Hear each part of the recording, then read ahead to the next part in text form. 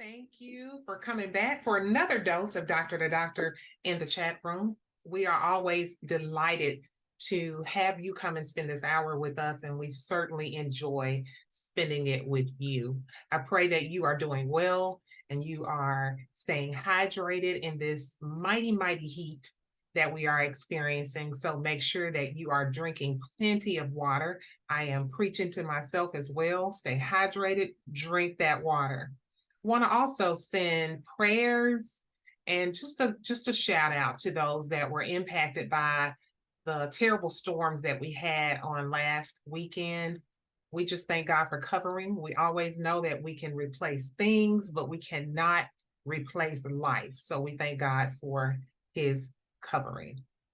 Well, get ready for another powerful topic here in the chat room today as we talk about trauma, specifically unresolved trauma.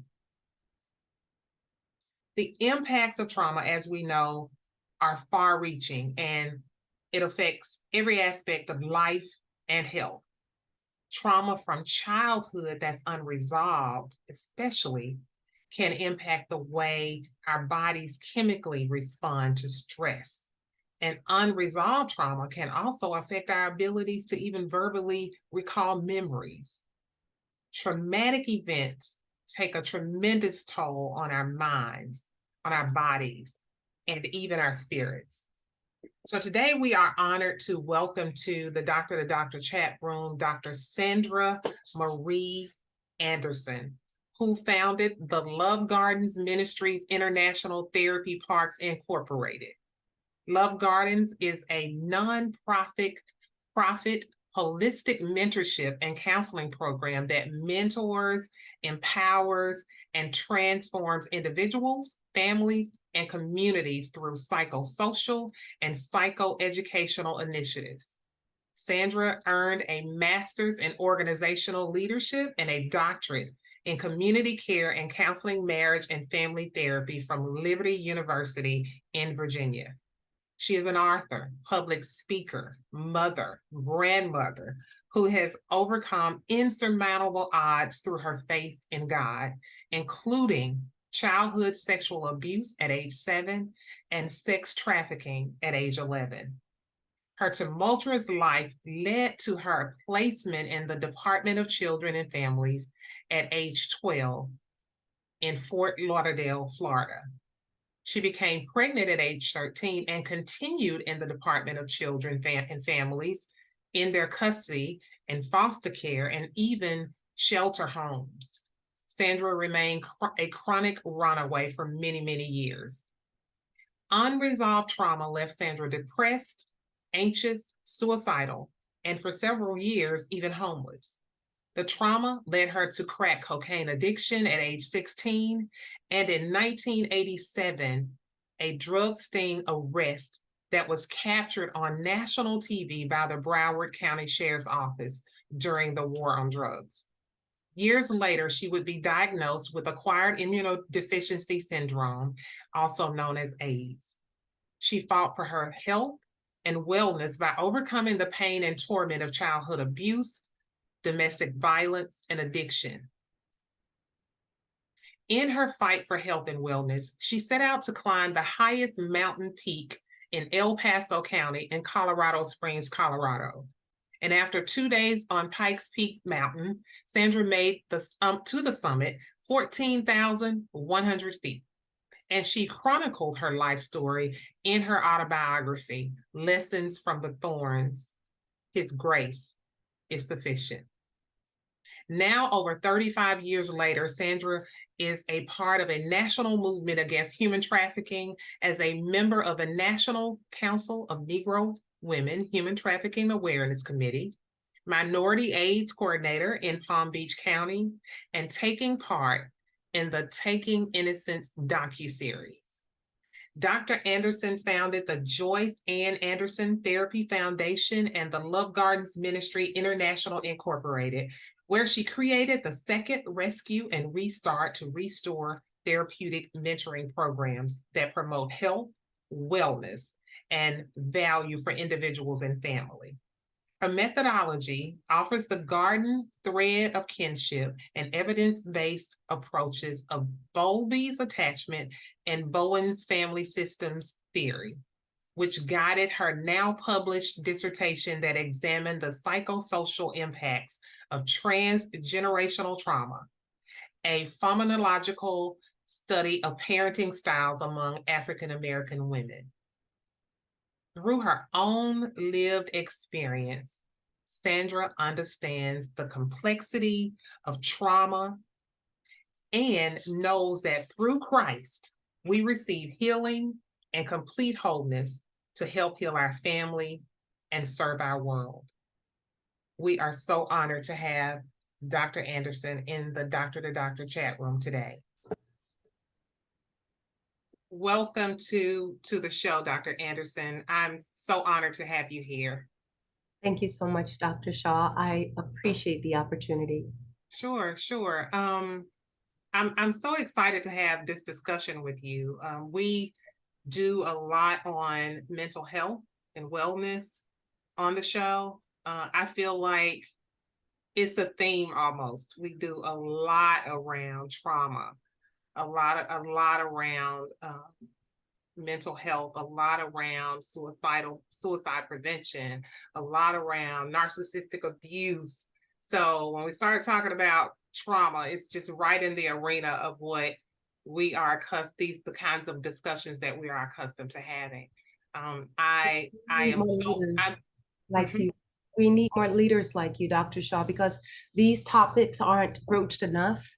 Yeah. And oftentimes we don't know how to approach them. There you go. It takes awesome leaders like yourself to stand on this platform with that type of courage to say, especially in the African American community, it's in every community, but particularly in this community, because we have so much unresolved grief and trauma throughout generations that I am just grateful for you. I'm so grateful for you. Thank you. And speaking of unresolved trauma, how does it affect perception and elements of meaning making? So there is cognitive distortions that happen. And what is a cognitive distortion? A cognitive distortion happens when I think I perceive something to be reality, and it absolutely isn't. But that's what it's like. It's like if my glasses fell into mud and I didn't wipe them off, but I put them right back on, what will I see? Will I see correctly? Will I see clearly? And the answer to that is oftentimes I won't. I need to wipe my glasses off and then put them back on. And now I can clearly see reality juxtaposed to the fantasy that often times arises from dissociation, from our maladaptive coping skills, our coping mechanisms, and they become skills that we use to help us get past whatever incident happens. So whether it's an ACEs, Dr. Shaw, which is adverse childhood experiences, that can look like being beat inappropriately. It can look like being cursed at, being mistreated, mishandled. It could look like incest or sexual abuse. And these are all things that we don't talk about because it comes with a shame component. And so these things often distort our perception of reality because as a child, we don't have the brain chemicals, we don't have the meaning making tools to know how to rightly say, this is something that's normal or this is something that was wrong. But we know we internalize that shame. I know I did growing up as a victim of childhood sexual abuse. And so when we internalize the shame, never looking at our perpetrators as the ones to blame, because in our childlike pathology, our childlike mind, we see adults as right. They are authority. And by the way, that's how we survive. We need them to survive. We need them for shelter, for food, for subsistence. And without them, how will I survive? So what I have a question I want to insert right here, because you talk about the shame that comes with it, but also the shame that families feel, so much so that they think they should sweep these things underneath the rug and not care for the victim, but oftentimes protect the perpetrator. How how do we change that perspective? That is very difficult to change, Dr. Shaw, because we're sweeping things under the rug because that's what happened in our own life. Mm, So if I didn't self-advocate for my child that was wounded, I'm talking the child of me, yeah. my little Sandra, if you will, that Mm-hmm, was wounded. If I don't know how to advocate for her, then mm-hmm, how can I advocate for my daughters or my mm-hmm, sons? You mm-hmm. see, so we transfer the same trauma and the same grief Whoa. to the next generation, but we don't call it trauma or grief. Uh-uh. This is normalized dysfunction. Mm-hmm, We've normalized it the same way we normalized the N word in the African American community. I mm-hmm. can say it, but how dare you say it? You see the contradiction here, the double Yeah. standards that we set out, and we don't even know that these are crazy making behaviors Mm-hmm, in our family. And then to wrap up something you said about sweeping things under the rug, this is called family loyalty. So I am more loyal to the family dynamic than I am to me. And so I become a martyr, right? perfectly said. A Mm-hmm, martyr. And unfortunately, this is played out across our nation, family to family, and then we implode. We can't keep a relationship because we're so wounded. And the mm-hmm. ego won't allow us to say, I need help. And so when we're not saying that, what do we do? Yeah, yeah. You talked about passing down the trauma. Um, what does that look like? Explain, dig deeper into passing the trauma and the generational trauma that I think a lot of us say generational curses. Oh, what a great question, Dr. Shaw. So last year I wrapped up my dissertation in transgenerational trauma. What does it look like? It looks like me as a parent not understanding how my parents' parenting style and their practice caused me to do the same thing. So I don't question that I speak English. Mm-hmm. Must speak the language of our family of origin without ever questioning, why do I speak this language? No one Mm-hmm. asks that. No. Nor do we ask, why do I why do I parent this way? Why do I yell and scream and not coddle, right? And soothe? Wow. Why do I have to hit you with something and hit you hard and be reactive and be angry or be very passive? Mm-hmm. Why do I do what I do? We don't ask these questions. We just go along to get along because they're a part of the family generation where my mom did it this way and my grandmother did it this way and her mother did it this way. And someone has to catch the boomerang before it comes back again to the next generation. And until we do that, they will see divorce in the family, Mm-hmm. generationally, domestic violence in the Mm-hmm. family, generationally, Mm-hmm. teenage pregnancy, lack of fathers in the household, and Mm-hmm. on and on and on. And these things don't happen just out of osmosis, just out of the air. They're Yeah. happening because of what's called an epigenetic inheritance. Epigenetic speaks to the gene. The Bible says that it's the sins of the father that goes to the third and the fourth generation. Science, secular science says that is the epigenetic inheritance. This is the character traits directly from the father into the DNA markers of children that Mm-hmm. go to the third and fourth generation. So, what does that look like? For example, it will look like a father who was dealing with alcoholism or gambling or Mm-hmm. whatever type of addictive behavior, also Mm-hmm. known as STIRBs. Mm-hmm. STIRBs are short-term emotional relieving or energy relieving behaviors. These are things that we do because we don't have the coping skills yet to deal with grief or trauma. That can look like gambling, it could look like smoking, it could look like sex, shopping, eating, anything that we're going to do to escape what we're feeling. Mm-hmm. problem with short-term emotional or energy relieving behaviors is it turns into long-term addictions and strongholds. So if I'm using food, for example, it's Yeah. free and it's legal, right? To satiate myself or to calm myself or to relieve my anxiety because I don't know that I can go walking, I can breathe, I can talk to someone. I will eat myself into obesity. Mm-hmm. Now I have a problem after another problem. Or gambling. In Mm-hmm. my family, my dad was an alcoholic and a gambler. Mm-hmm. And my brothers, unbeknownst to them, you see, they don't tell us they're transferring this, Right. right?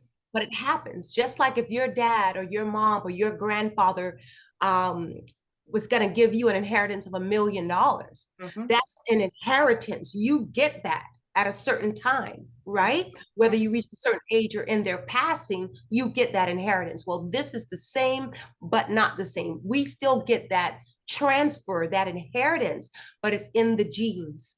So Mm-hmm. my brothers got my father's gambling addiction. And what happens when we're Interesting. using that?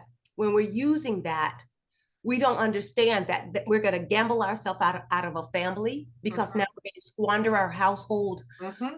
income. Mm-hmm. Our partners are probably going to file for divorce. They're not going to stay around because we will run ourselves into bankruptcy and we won't stop. Even in bankruptcy, even living out of cars and or living from pillar to post, we still going to hold on to that gambling addiction because it once was a stir, something that I just needed to do to relieve this anxiety, to relieve this grief, to relieve this trauma that I don't know how to make meaning of. And now Right. this is what happens. And one more thing is the sexual point of this, because sexual addiction is just as real as a food addiction or a gambling addiction. And what happens? We will utilize that to get that release. And that's not what we really want.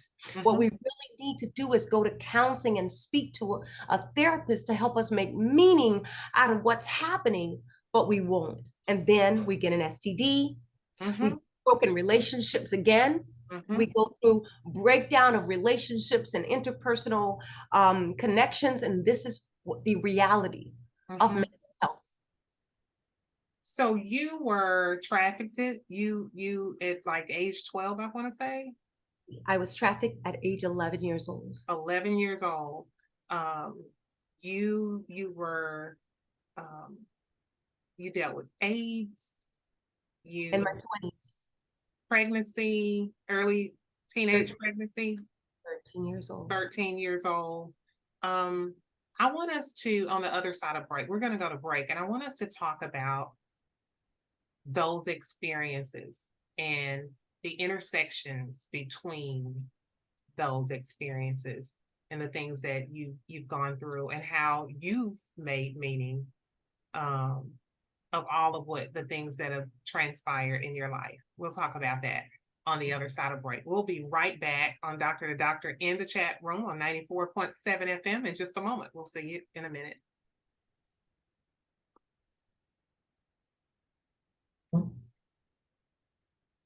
And we are back on 94.7 FM. I am here with Dr. Sandra Anderson, and we are talking about trauma, unresolved trauma.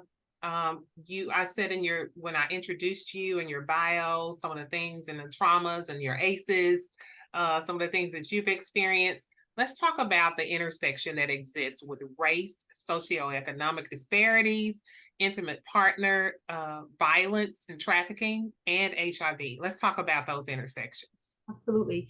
And let me just start at the beginning because I think oftentimes in our society, Dr. Shaw, we flail at the branches of things. And that's something Dr. Rick Joyner said in his book. Mm-hmm. We flail at the branches instead of going to the root.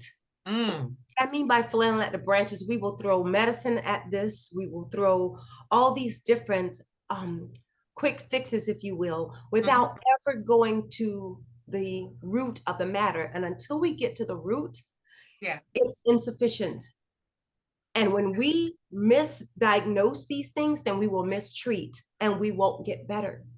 And so let's go to the intersectionality of all these negative social determinants of health that is plaguing the African American community. Mm-hmm. And I'll start with this. Dr. Abraham Maslow, is a psychologist, talked about the hierarchy of needs. Mm-hmm. And Yes. that pyramid looks like this. Bottom is that's where you need to survive. Your basic Mm-hmm. The basic needs. food, your clothes, Mm-hmm. shelter. Mm-hmm. Then you move up to belonging. Then you move up to closer to self-actualizing, which is at the top. You move closer to feeling secure, feeling safe. Mm-hmm. Now, once you get there, you want to have achievements. Now you want to actualize. You want to find out what is your potential as a human being. And let me be the one to tell you, it's limitless. It's Yeah. limitless. We are fearfully and we're wonderfully made. Mm-hmm. But how many of us really reach our full potential? Because we are so entangled with these social determinants of health. And Mm-hmm. so, me going through poverty, even at a young age, because of, let's go back again, Dr. Shaw, chattel slavery. Yeah. Once we were so called emancipated, given freedom, what were we given to build our freedom with? The Mm-hmm. man who told us that we would get 40 acres and a mule was assassinated. Mm-hmm. Johnson then reneged and gave that land, that economic footing, that land, Mm-hmm. that secure base, Mm-hmm. that land, that transgenerational wealth, all of that possibility, all of that limitless possibility that we could have been building on generation after generation, Mm-hmm. where you don't have to worry about where you're going to lay your head now. You can worry about and think about what you're going to put in your head. Yeah. Wow. Now you can think about education and life and liberty and the pursuit of your happiness. Mm-hmm. But you see, that was taken. Mm-hmm. And not only was it taken, but because of the lack of having that, now we are homeless. Yeah. We are not just physically homeless, but we are emotionally homeless because we're dealing with parents who are so ravished by trauma and Yeah. being mistreated and dehumanized. And that passes on again epigenetically through the bloodline, Mm-hmm. right? We like to call it generational curses. I like to call it a generational course. Because if I'm on the course that my mom and my dad and my grandmother and my grandparents and their parents before them were on, then I'm going to lead in the same direction. Mm-hmm. So is it actually a curse? Because a curse speaks to something I cannot help. A curse speaks to something I cannot do anything. I'm cursed. What can I do? But a course simply means I need to change direction. Change the course. Yeah. I just need to not be conformed to the course, but be transformed by the renewing of my mind and taking a different course. Mm. I get it. Yeah. And so let's start there with this intersectionality of all these negative social determinants of health. Mm-hmm. And so fast forward to where we are now, where African Americans are still lower when it comes to the one very important gap, and that's the achievement gap, Dr. Yeah. Shaw. Mm-hmm. And I just did a study on that. My dissertation was on the wealth gap.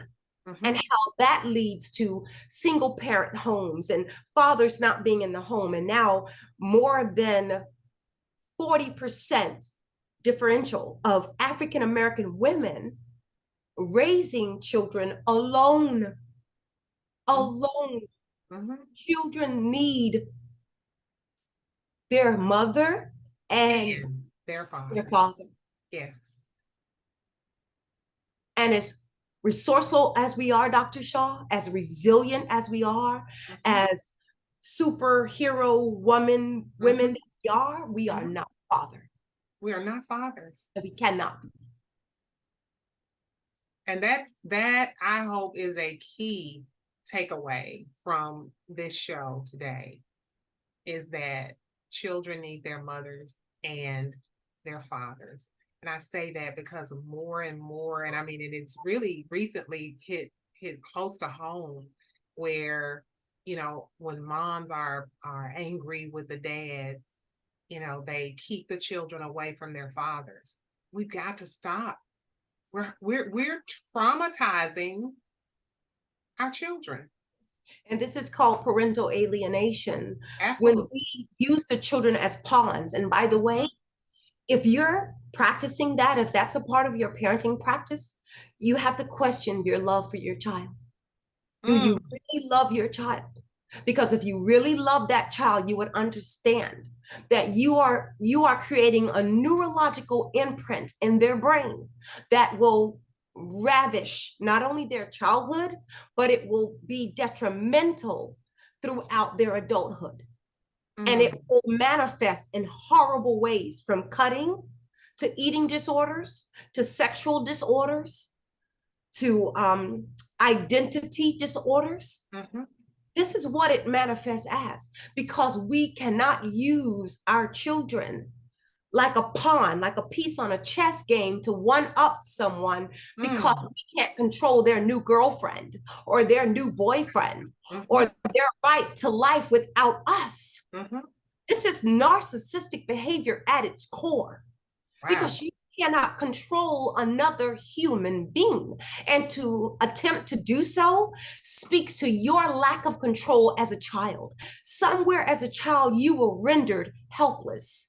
You were rendered seen and not heard. Mm, You were rendered hurt beyond your ability to make meaning or articulate or understand.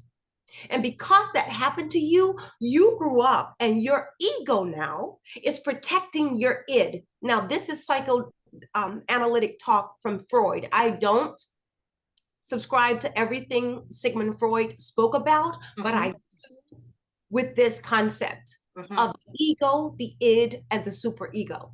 Okay. And when we are so abused in childhood, and many of us were, even if we don't want to admit it, because we're loyal. I had a Yes. wonderful mother. My mother was Yes. she was so awesome, and I love her. Well, did she beat you? Yes. What did she beat you with? Well, a belt, sometimes a extension cord, sometimes with her fist. Uh, Mhm. wait a minute, wait a minute. And neglect and just so many things but And it's then Dr. Shaw, the parentification, the part about making children caregivers of their younger siblings as if they had those children. This is called parentification. You see, these things lead to long-term cognitive distortions where we can't separate fantasy from reality. And so we grow up with these fantasy defenses. We grow up with these maladaptive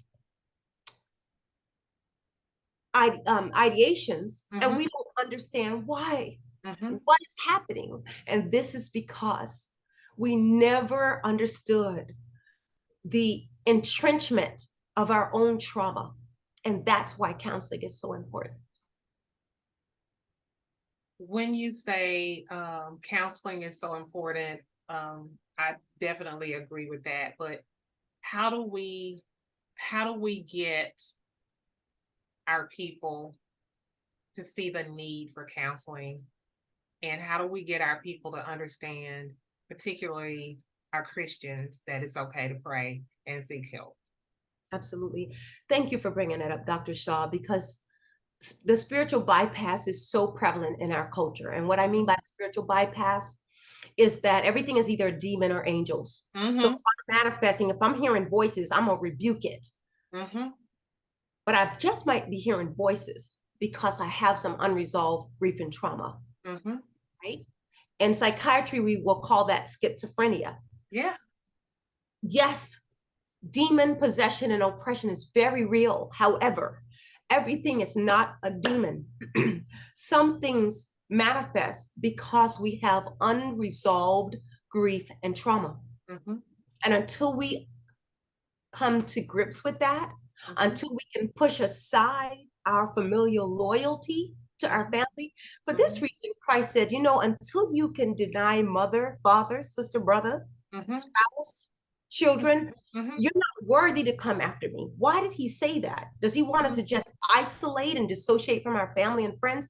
Absolutely not. Yeah. But the Lord understood, and we need to understand that family fusion is very real. Enmeshment is very real. And if we're so enmeshed that the dynamic says what goes on in this house stays in this house, that's a problem. That's a problem. Yeah. I don't have a right to say I'm tired, and can we talk about that later? And we're gonna talk about that right now. We're gonna talk. So I don't have a right to say I want to talk about it later. I'm tired. I've been studying all night, mother. I'm 14, I'm 13, I'm 12. Can we talk about this tomorrow? I'm really tired. I'm the mama, I'm the parent, I'm the daddy. Really? Really? So when we get this very punitive and authoritarian parenting style, it leads to so much family dysfunction over the long term. Yeah. Okay. It leads to children running away, and now they're more susceptible and at risk for trafficking, for rape, for trauma. They're leaving a place where they're supposed to be safe, seen, heard, and loved, but instead they're controlled. And we have this very, I'm going to call it old fashioned, just for the sake of not using so many psychological terms, old fashioned methods of parenting. You're to be seen and not heard. What I say, go. You live in this house. You know what I'm talking. You know what I'm going to say. Okay. And my way or the highway. Not love. That is not love. Do as I say and not as I do. Exactly. And by the way, for you to go in your child's room, listen, I understand that if our child is displaying some dysfunctional or disturbing behaviors, we need to check out things. We need to check the phone. We need to check their room. But when you have a young lady or even a young man, respect their space by knocking.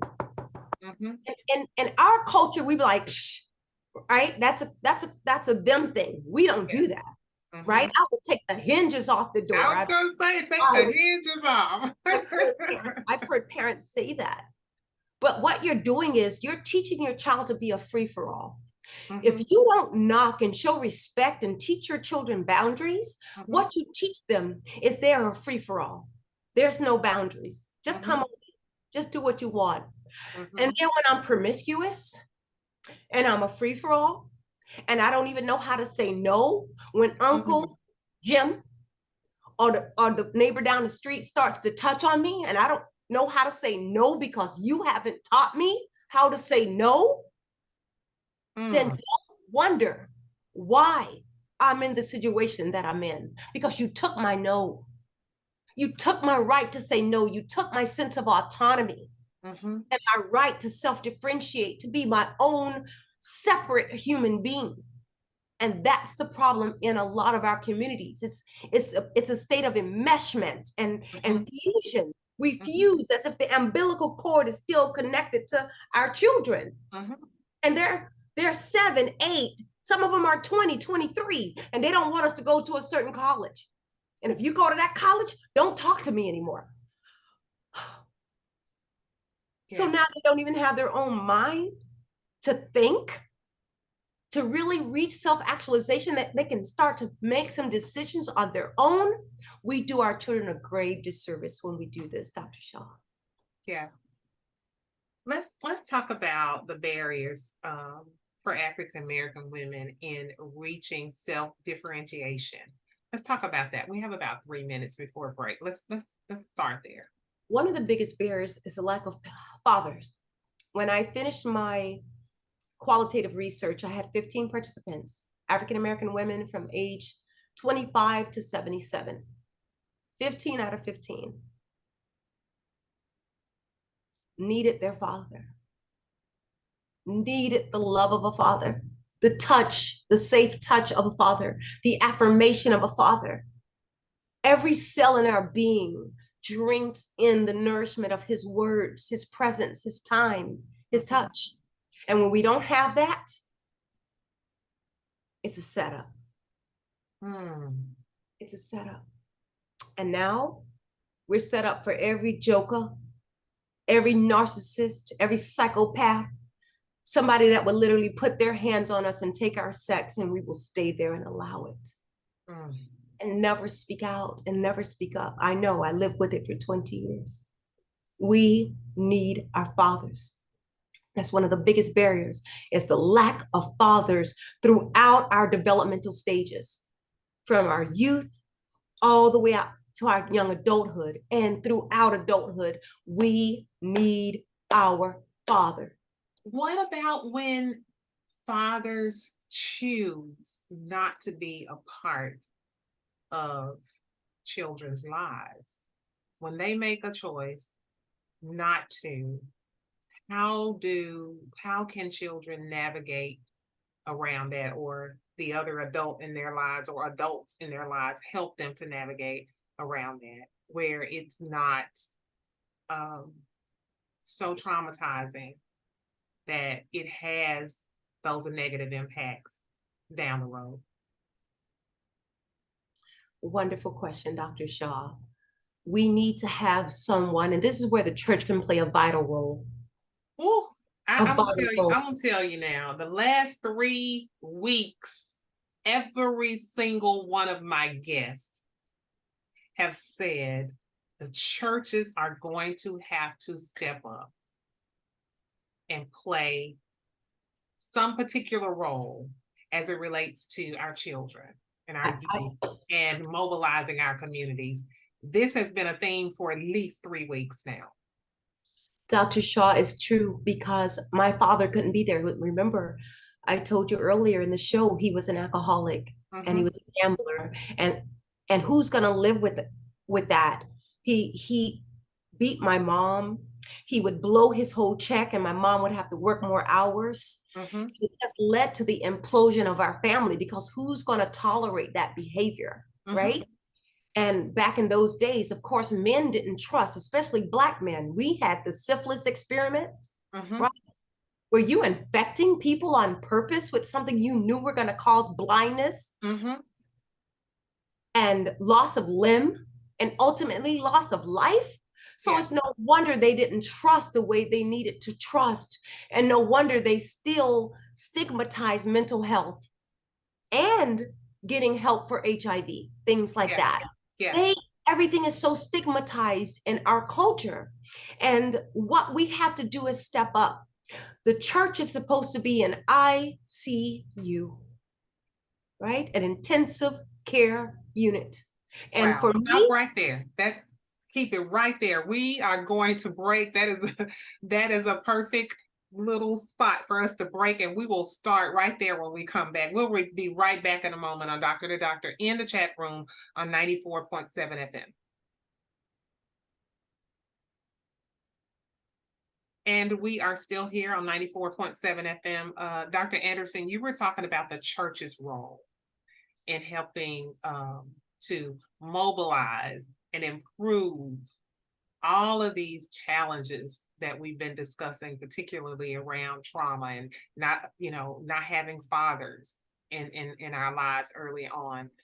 Let's talk about that more. because the African American community makes up the majority of churchgoers in this nation, Mm-hmm, according to statistics, mm-hmm, we need to understand those statistics are spot on when we have an opportunity, and not just an opportunity, Dr. Shaw, we have an obligation mm-hmm, to bridge the gaps in care and be that voice for the voiceless. mm-hmm, Our homes are lacking so many fathers because of a few reasons. Number one, mass incarcerations. My brother was caught up in that many years ago, back in the 70s, when they were mm-hmm, just incarcerating Black boys. It was the age of the body snatchers, mm, pumping up charges just to get those prisons filled, mm-hmm, or better yet, plantations, because it was always in the plans mm-hmm, since the Emancipation Proclamation is how can we reestablish free labor once again? Because that's what we were. We were mm-hmm, free labor. mm-hmm, And so the prison system was just a perfect setup to do that. And understanding that our fathers generationally has not been a part of the home. Mhm. even from the breeders from chattel slavery, where they were made to breed, to the point where they were trying to fight for their families, for their right to life, love, liberty, and the pursuit of happiness. And here comes mass incarceration. Right after that, we had the war on drugs with the crack cocaine explosion. Now, Mhm. let's fast forward to today.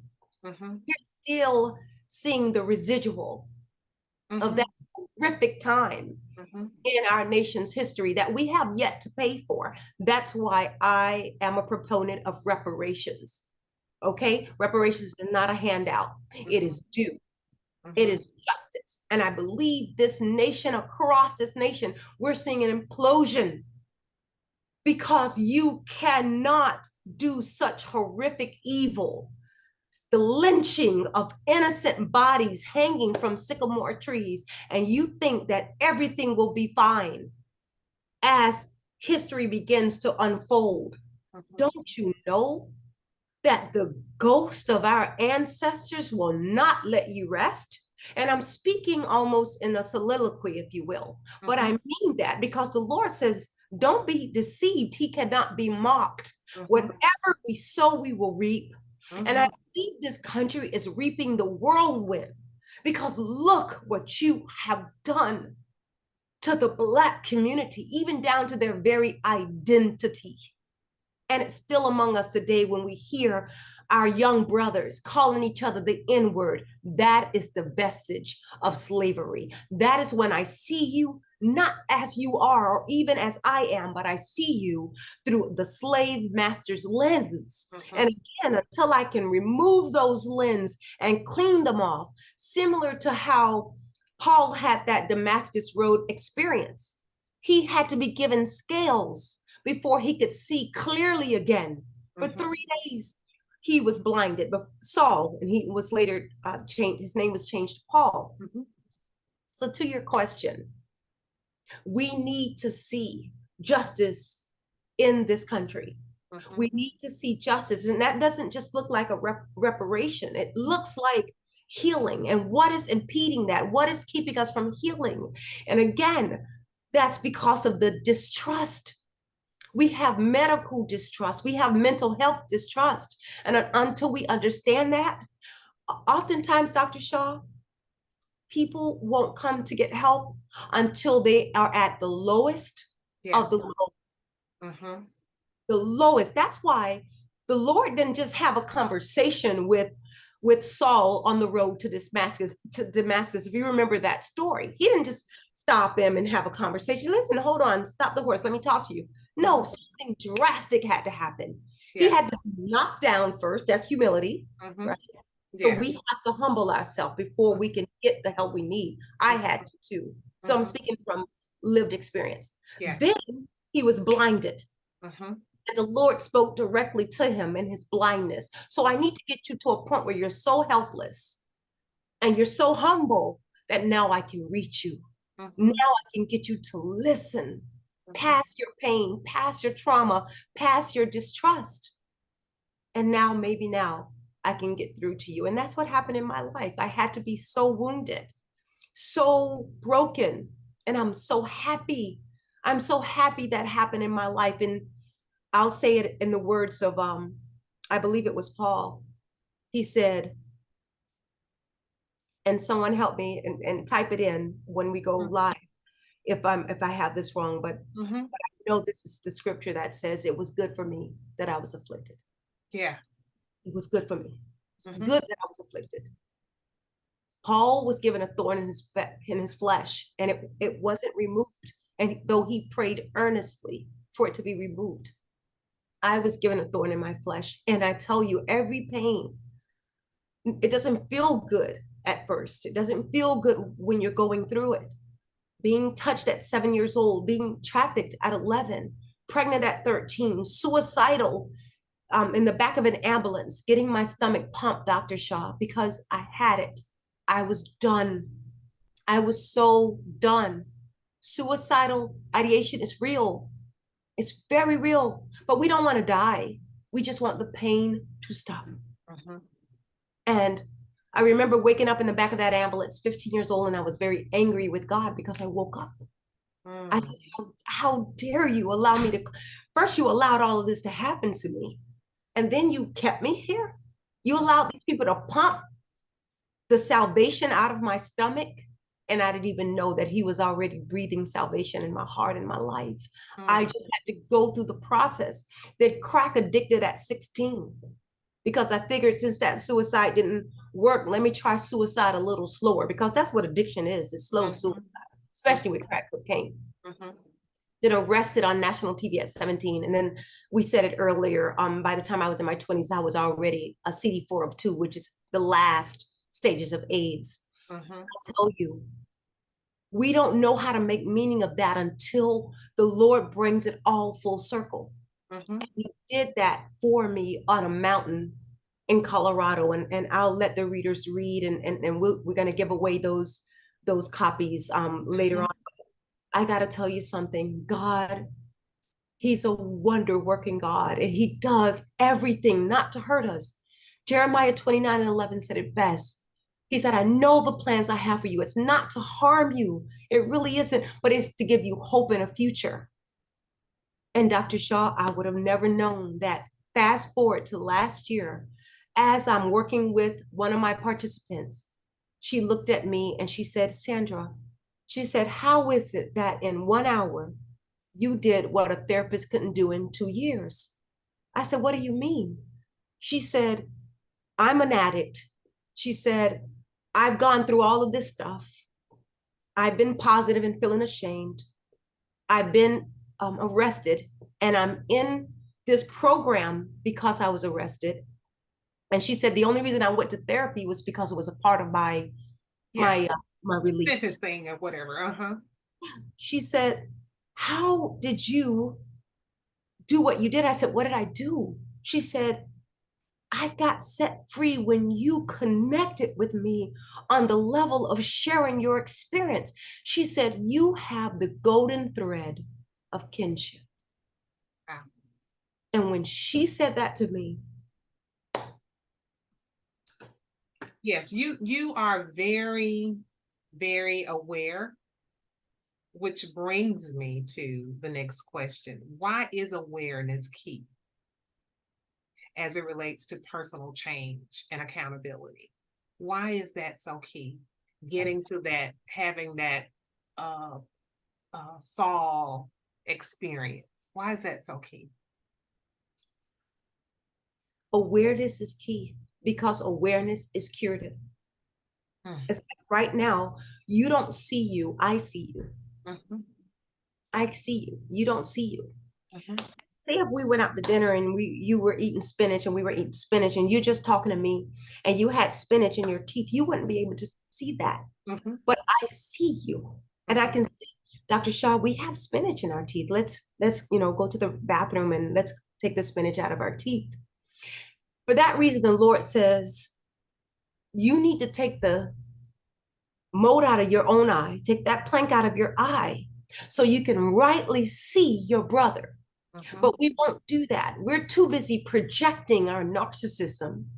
We're too busy projecting our trauma and our grief and our drama on our brothers and sisters because we can't see clearly.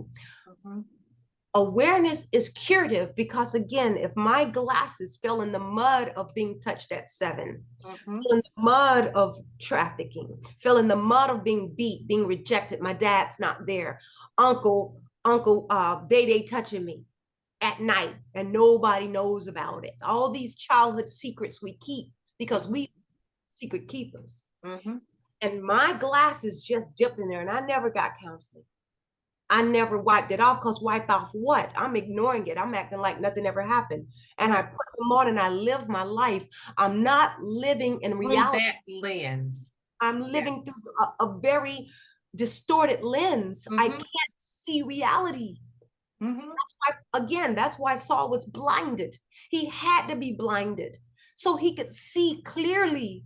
And when the scales fell off, he lived the rest of his life until he was beheaded in Rome for the Lord Christ. And until we can take off the lens of all we think we got right, because you mm, can't tell us we not right. You mm, can't tell us we wrong. That's the ego.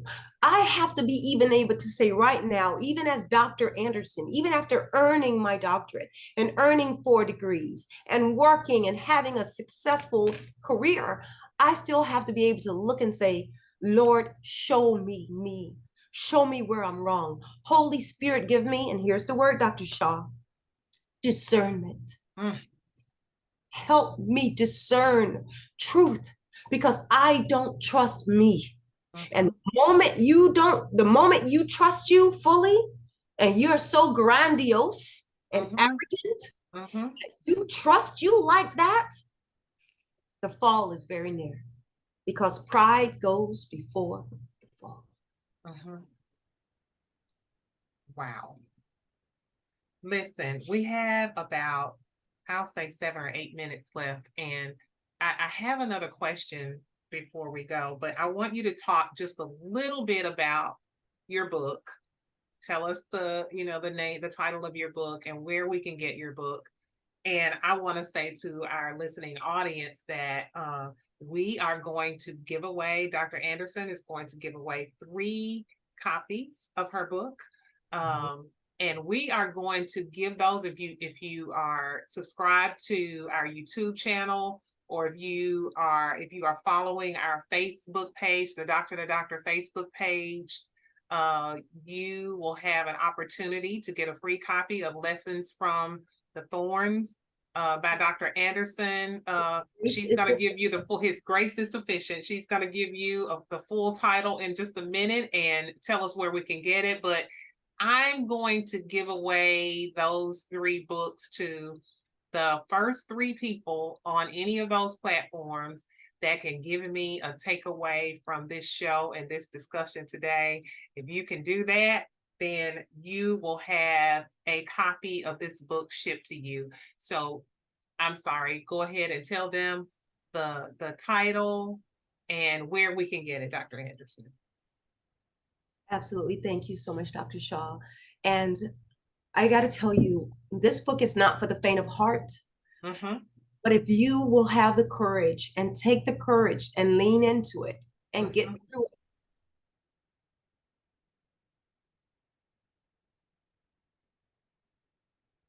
it yourself, or because we live in a fallen world. And even if we haven't experienced it ourselves, we experience vicariously through media, through family members, through our broken society. And so Lessons from the Thorns is a true story. It is my autobiography. I dedicated this book, Dr. Shaw, to my sister, Joyce Ann Anderson. Okay. She was our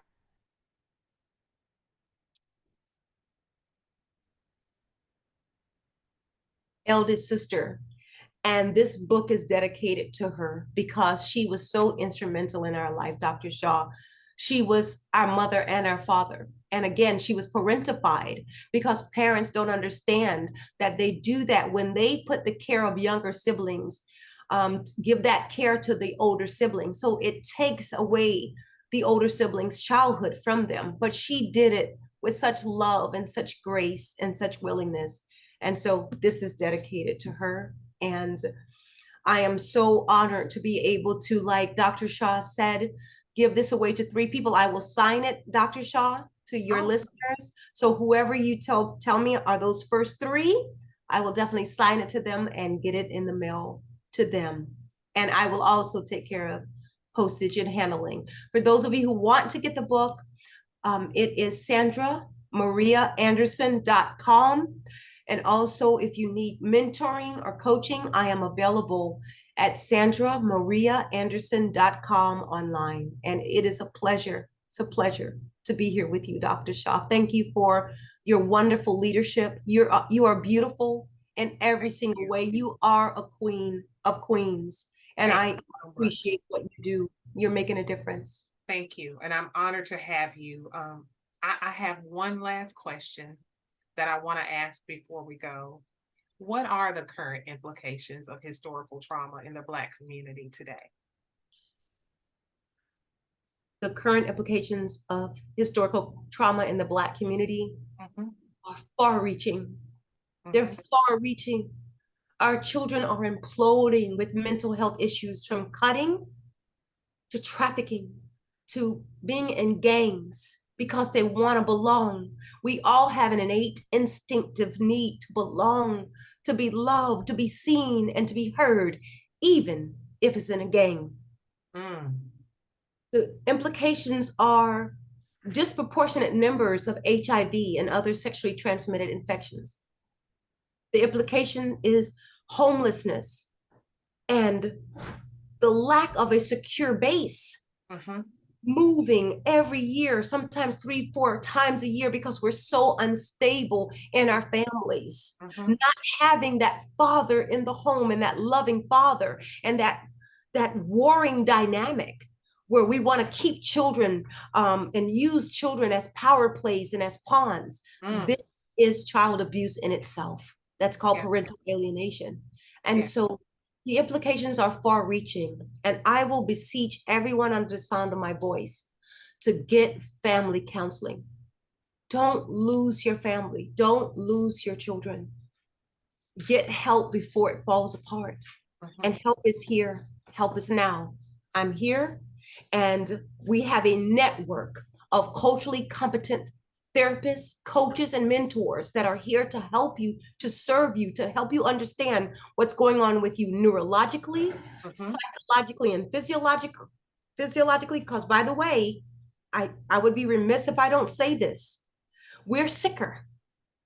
We're sick with lupus, fibromyalgia, high blood pressure, Crohn's disease, diabetes, high blood pressure. I can go on and on. We are a sick demographic because mental health sickness will manifest into body systems dysfunction. Absolutely. We are one, and we don't understand that this all works together. And if my mind is sick, my body's going to be sick, my soul will be sick. But God promises you this. He said, if you become transformed by the renewing of your mind, that's counseling, then all things will be made new for you. And you can begin again. And you will begin again. I promise you, I did it. After being so addicted, so ravished, hearing voices, hurting myself. And now I live because I'm not my own. I've been bought with a price, and I found out my value, not in a man, not in my need to give and be a superhero for everyone else while I wane along, isolated to the side. No. I found out my value because I'm fearfully and wonderfully made, and I was worth dying for. He went to the cross for me and you. And I want you to know that healing and help is here right now for you. The renewing of the mind, that's counseling. I love that. I love that concept. That is counseling. So we have brought the spiritual realm and the human realm together. That renewing of the mind for all of us that love God and believe in God, we believe in prayer. We see now that it's been proven here today that we can seek counseling and seek God. I am so happy and honored that you would take the time to sit down and have this chat with me. And I am always honored that our listening audience comes back every Saturday to spend this hour with me. And we ask that you do come back next Saturday, same chat channel, same chat time, and spend another hour with us on Doctor2Doctor in the chat room.